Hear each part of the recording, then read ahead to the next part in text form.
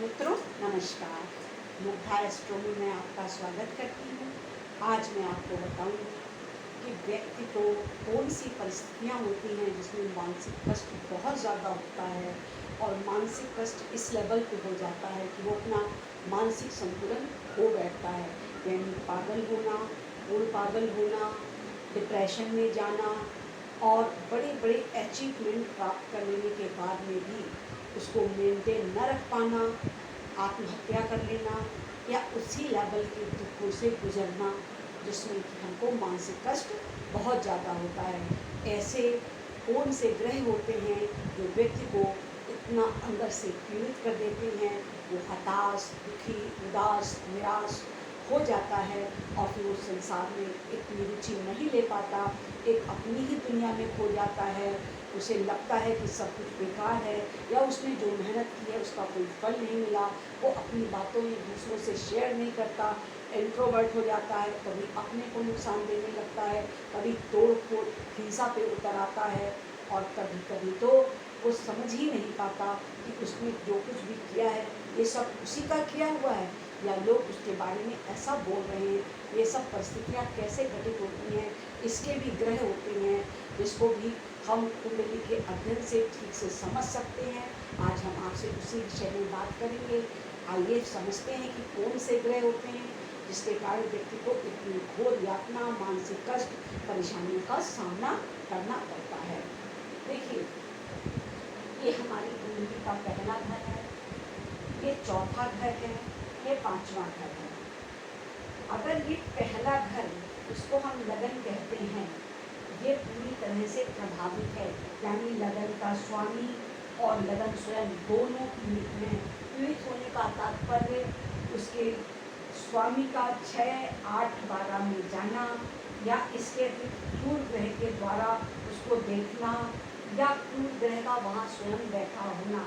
जैसे मान लीजिए ये मीन लगन की कुंडली है और यहाँ पर 12 लिखा हुआ है। अगर यहाँ पे 12 लिखा है तो इसका लॉर्ड बृहस्पति हुआ। अगर बृहस्पति स्वयं 6, 8, 12 यहाँ चला जाए तो फिर इसको हम अष्ट कहेंगे। कुंडली का मुख्य लॉर्ड अष्ट हो गया। अगर यहीं पर फिर शनि बैठ जाए, शनि की यहाँ से ऊपर दृष्टि जाए या राहु बैठ जाए, राहु की दृष्टि जाए, केतु की जाए, कहने का तात्पर्य जो क्रूर ग्रह है वो उसे पीड़ित करे तो फिर हमारी लगन प्रभावित हो जाती है। और लगन हम स्वयं होते हैं, अन्य कोई नहीं होता, लगन हम स्वयं ही होते हैं। अगर लगन और लगन का स्वामी पीड़ित है, एक दूसरा अगर हमारा चौथा घर जो हमारे सुख का होता है, खुशी का होता है, समृद्धि का होता है और पारिवारिक होता है, समाज का होता है, अगर ये और इसका स्वामी पीड़ित हो जाए, मीन्स इसमें बैठा हुआ ग्रह और उसकी राशि। अगर मैंने अभी आपको समझाया, अगर ये मीन लगन की कुंडली है तो यहाँ पे 12, 1, 2, 3 आएगा। अगर यहाँ पर 3 लिखा है और यहाँ का स्वामी बुध पीड़ित हो जाए, बुध यहाँ बैठ जाए और यहीं पर राहु आ जाए तो फिर हमारा चौथा घर पीड़ित हो गया, क्योंकि उसके स्वामी ने बैठा तो वो अच्छे घर में है पंचम में, परंतु राहु के द्वारा पीड़ित हो गया। राहु ने उसकी विद्या और बुद्धि के घर को अपने कंट्रोल में कर दिया। इससे फिर क्या होगा कि व्यक्ति जो निर्णय लेगा, जो सोचेगा, जो फैसले लेगा वो उसके अनुकूल नहीं होगा, क्योंकि गुरु की कुंडली में मीन लगन में पहले ही राहु उसके लिए शत्रु है और फिर अगर वो चतुर्थ भाव के स्वामी के साथ युति कर रहा है तो निश्चय ही वो उसके फल को बिगाड़ेगा। अब इस प्रकार से ये पहला घर और ये चौथा घर पीड़ित हो गया। अब पंचम की बात करें, यहाँ पर अगर 3 लिखा है तो पंचम में यहाँ 4 लिखा हुआ आपको मिलेगा। अब 4 का स्वामी चंद्रमा स्वयं है। अब चंद्रमा को देखना है ये कुंडली में कहाँ है। अब जिस कुंडली की मैं व्याख्या कर रही हूँ उसकी कुंडली का चंद्रमा अष्टम में बैठा है। अब देखिए चंद्रमा स्वयं पीड़ित हो गया।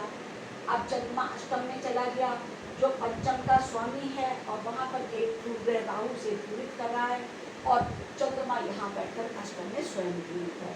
और यहाँ पर सप्तम भाव में शनि और मंगल की युति है जो लगन को देखती है। इस प्रकार से क्या हुआ चारों के चारों भाव पीड़ित हो गया। पहला लगन और लग्नेश, दूसरा चतुर्थ और चतुर्थेश, और तीसरा पंचम और पंचमेश। अब उसके बाद बारी आती है चंद्रमा और बुध की। देखिए, चंद्रमा और बुध मानसिक अवस्था के मुख्य कारक हैं। चंद्रमा हमारा मन है, बुद्धि हमारा विचार, सोच।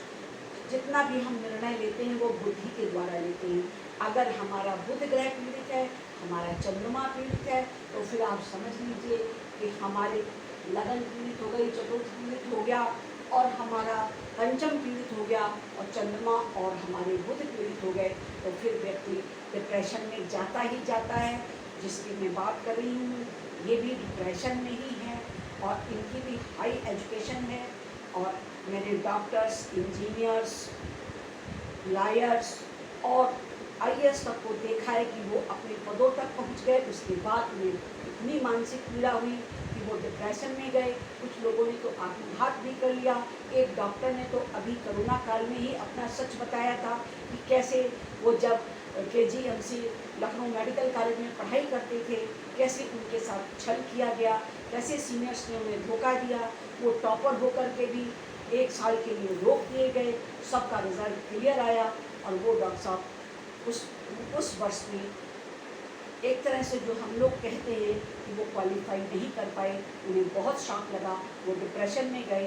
उन्हें काफ़ी समय निकला डिप्रेशन से निकलने में।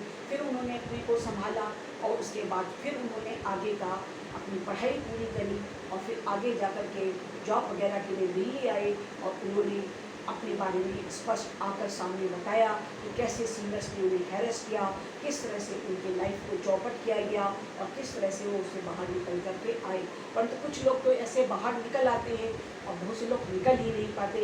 जैसे किसी लड़के ने अभी पूरी पढ़ाई की, वो जॉब के लिए हाथ पैर मार रहा है, कई साल उसने इसी तरह से प्रयास किया, उसका जॉब नहीं हुआ।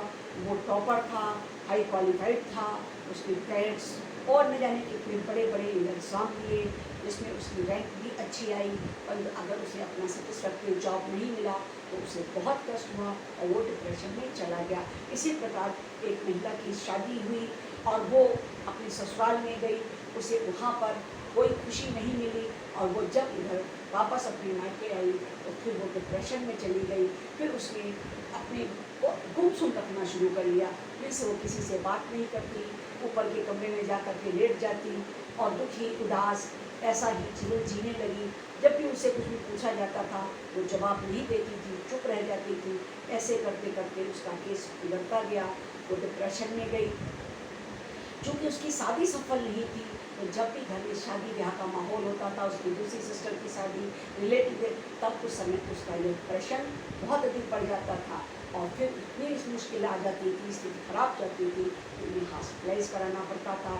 फिर जाकर के उन्हें किसी तरह से नियंत्रित किया जाता था, और उनका केस कभी नहीं सुधरा। वो हमेशा डिप्रेशन में रही। जब दवा खाती थी, थोड़ा सा शांत होती थी, और कुछ दिन तक ठीक से कुछ काम करती थी, रह पाती थी। अपना टीचिंग जॉब में थी तो टीचिंग करती थी, पर ज़्यादा समय उनका डिप्रेशन में ही जाता था।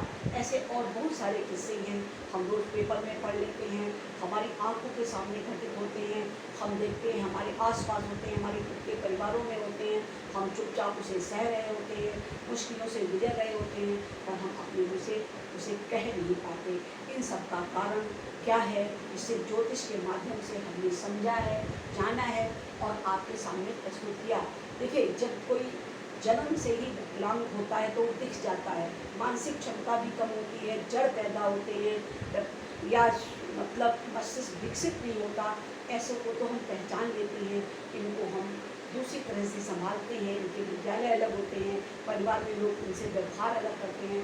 पर जिस केसों की मैं अभी बात कर रही हूँ, ये नॉर्मल लोग होते हैं, जीनियस लोग होते हैं, टैलेंटेड होते हैं, इंटेलिजेंट होते हैं, बड़े बड़े कंपटीशन क्वालिफाई करते हैं और आगे जाते भी हैं, पर इनके साथ जीवन में ऐसे कुछ हादसे होते हैं जिनको ये सह नहीं पाते, और ये अपने ऊपर सारा दुख ले लेते हैं, उनको मानसिक आघात लगते हैं। ये इतने दुखी पीड़ित हो जाते हैं कि वो फिर उनको दुनिया अच्छी नहीं लगती, अपने में रहने लगते हैं, निराश हो जाते हैं, कमरे से बाहर नहीं आना, स्नान नहीं करना, जो बेसिक चीज़ें उनसे अपने को दूर रखना, और कभी बहुत बोलना, कभी कम बोलना, कभी तोड़ फोड़ कर देना, कभी लोगों के साथ बहुत प्यारा मधुर व्यवहार करना, कभी तुरंत ही रिएक्शन दिखा देना। ऐसे लोगों के बारे में अध्ययन जब किया तो पता चला कि उनके मुख्य ग्रह पीड़ित के पूर्ण पागल के लिए तो कहा जाता है कि जब 8 तत्व प्रभावित होते हैं तो व्यक्ति पूर्ण पागल होता है। 8 तत्व कौन कौन से? हमारा लगन और लग्नेश, हमारा चतुर्थ और चतुर्देश, हमारा पंचम और पंचमेश, और फिर उसके बाद 6 तत्व ये आ गए और 2 तत्व हमारा रुद्र और चंद्र। अगर ये पीड़ित हैं तो फिर समझिए मनुष्य डिप्रेशन में रहेगा ही रहेगा। उसमें इस तरह के लक्षण, उन्माद के लक्षण, पागलपन के लक्षण आएंगे ही आएंगे। कैसे एक कन्या की भी है जिनकी विवाह की प्रॉब्लम है, जो जॉब में सेट नहीं हो पाई, जिन्होंने कई बार एग्ज़ाम दिए और वो उस तरह से एग्ज़ाम क्वालिफाई नहीं कर पाई। बिल्कुल लगा कि पीओ निकल गया है, हमने अभी ये MBA भी है, मैंने ये इंटरव्यू दिया है, मेरा जॉब निश्चित ही हो जाएगा। और उन्होंने कई एग्ज़ाम दिए जो कि उसको डिज़र्व करती थी और वो क्वालिफाई नहीं कर पाई। लास्ट स्टेज में उनका काम रुक जाता था और वो फिर अंत में बहुत अधिक परेशान हुई और डिप्रेशन में चली गई। उनको भी ट्रीटमेंट के द्वारा कंट्रोल करके रखा जाता है। अब इसी तरह की परिस्थितियाँ बनती हैं कि जब व्यक्ति अपने को संभाल नहीं पाता, ज़्यादा दुखी हो जाता है, डिप्रेशन में चला जाता है और फिर परिवार के लोगों को कष्ट होता है। ग्रह ही इसके मुख्य कारण हैं। अगर हम इसको समझ लें, समय पे इसका उपचार करें, या व्यक्ति इतना अधिक एम्बिशियस ही ना हो तो फिर उसे ये खुशियाँ उसकी कुंडली में नहीं दिखाई पड़ती और वो उसे पाना चाहता है तो वो बहुत परेशान होता है। अगर हम ग्रहों की गति और चाल समझते हैं तो कुछ चीज़ें संभाल भी सकते हैं, क्योंकि ये केसेस बाद के हैं, पूरे पढ़ लिख जाने के बाद हैं, सेट ना हो पाने के, शादी सफल ना होने के, या किसी तरह से अन्य किसी बीमारी के कारण, जिसके कारण वो अपने कंपटीशन या किसी चीज़ को करने में पीछे रह गए, फिर उन्होंने कोशिश की, वो सफल नहीं हुए तो वो बहुत दुखी हुए, बहुत पीड़ित हुए और उनके साथ ऐसी घटनाएँ घट गई। मैं चाहती हूँ कोई भी आदमी इस तरह से ना दुखी हो, ना उदास हो, ना उसके जीवन में इतनी दुखद घटनाएँ घटित हो। अगर वो अपनी कुंडली को एक बार अगर संघर्ष बढ़ रहा है, मुश्किलें ज़्यादा दिख रही है, तो किसी ज्ञानी से, आचार्य से अगर पता लगवा ले, विचरवा ले जिसको कहते हैं, तो उसे पता चल जाएगा कि उसको सफलता का योग है कि नहीं, कुंडली क्या कहती है, महादशा कैसी चल रही है। अगर महादशाएं भी विपरीत की चले तो सफलता नहीं मिलेगी और वो अगर अपना नॉर्मल जीवन जिए तो वो सुखी, संतुष्ट और प्रसन्न रह सकता है और उसका जीवन बिगड़ने से बच सकता है। यही मेरी ज्ञान के माध्यम से, शिक्षा के माध्यम से आप सब तक अपनी बात को पहुंचाना है और ईश्वर से प्रार्थना है कि ऐसा किसी के साथ ना हो, कोई भी व्यक्ति अपना मानसिक संतुलन ना खोए। जैसी भी परिस्थितियाँ उसकी हैं, जिस प्रकार में उसमें बन गया, वो खुश रहे, सुखी रहे। यही आशीर्वाद के साथ मैं अपनी बात पूरी करती हूँ। मैं चाहती हूँ कि आप सभी अपनी कुंडलियों का विश्लेषण जब कष्ट में हो तो अवश्य कराइए। निदान निकलते हैं, सफलताएँ मिलती हैं, दुख कम होते हैं। इसी के साथ मैं अपनी बात को विराम दूंगी। प्रणाम। फिर मिलेंगे एक नए एपिसोड के साथ। तब तक के लिए नमस्कार। आपको अगर हमारी बात अच्छी लगती है, हमारे विषय पसंद आते हैं तो आप हमारे चैनल को लाइक किया करिए, सब्सक्राइब किया करिए, बेल आइकन को ज़रूर दबाया कीजिए। मैं आपके लिए शिक्षाप्रद और आपको ज्ञान देने के लिए एक नया विषय लेकर के हमेशा आती हूँ। नमस्कार।